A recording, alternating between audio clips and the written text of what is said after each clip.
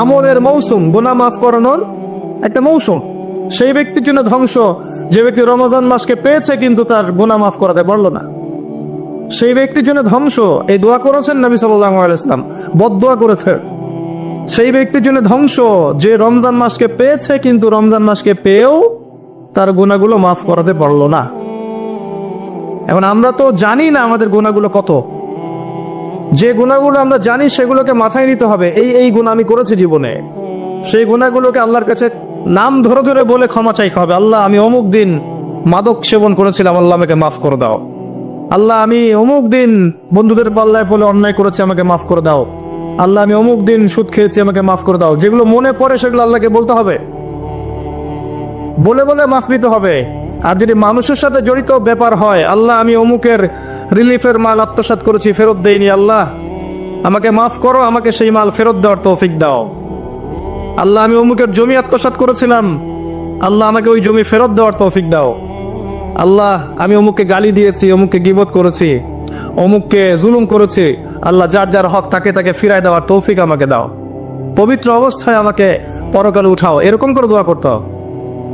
মানুষের সাথে জড়িত হক আল্লাহর কাছে মাফ হবে না। কাবা ঘরের গিলাফ ধরে কানলেও মানুষের সাথে জড়িত হক ক্ষমা হয় না, এটা মানুষের কাছেই ক্ষমা নিতে হয়। কেউ যদি ইসরায়েলের সাথে বন্ধুত্ব করে, ইসরায়েলের নাম তো শুনেছেন, ওদের সাথে বন্ধুত্ব করে যদি কাবা ঘরের মধ্যে আতর খুশবু লাগায়, এই ব্যক্তিকে কি বলা যাবে? কি বুঝলেন? কেউ যদি ওর সাথে বন্ধুত্ব করে চলে, সামরিক অ্যালায়েন্স, মিলিটারি অ্যালায়েন্স, বন্ধু, আমার বান্ধবী, আমি বন্ধু বলি না, বলি বান্ধবী, ও আমার বান্ধবী, এইদিকে আমি আতর খুশবু লাগাচ্ছি হারাম শরীফে, একে কি বলা যাবে? তো বিষয়গুলো এরকম, মানুষের সাথে জড়িত হক আল্লাহর কাছে মাফ নেওয়া যাবে না, মানুষের কাছেই মাফ নিতে হবে। কথা কি বুঝতে পারছেন? রমজান মাস গুনাহ মাফের মাস, গুনাহগুলোকে ফাইন্ড আউট করে মাফ নিতে হবে। আল্লাহ পাক তৌফিক দান করুন।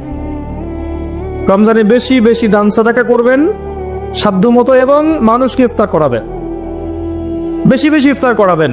প্রত্যেকটা দিন মসজিদে ইফতার হবে।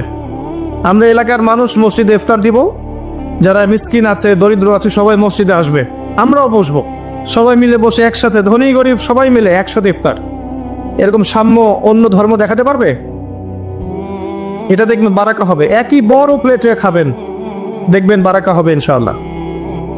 5 ওয়াক্ত নামাজ রমাদান মাসে জামাতে পড়বেন, যুবকরা পড়া যাবে ইনশাআল্লাহ। আল্লাহ পাক তৌফিক দান করুক তোমাদেরকে।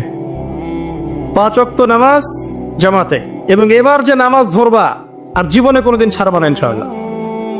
মৃত্যু হয়ে গেল, মৌতের আগেও 2 রাকাত নামাজ পড়ে মরবা, পারা যাবে? 5 ওয়াক্ত নামাজ ছাড়বা না ইনশাআল্লাহ, জামাতের সাথে। যদি জামাত না পাও, ছুটে যায়, নামাজ কি ছেড়ে দিবা? একা পড়বা। যদি একা পড়তে ভুলে গিয়েছো, ঘুমিয়ে গিয়েছো, বা মনে ছিল না, যখনই ঘুম ভাঙবে তখনই নামাজ, যখনই মনে পড়বে তখনই নামাজ। একদিন নামাজ পরের দিনে চলে রেখে দিবা না, যে পরের দিন গিয়ে কাজা করবো, এটা করবো না।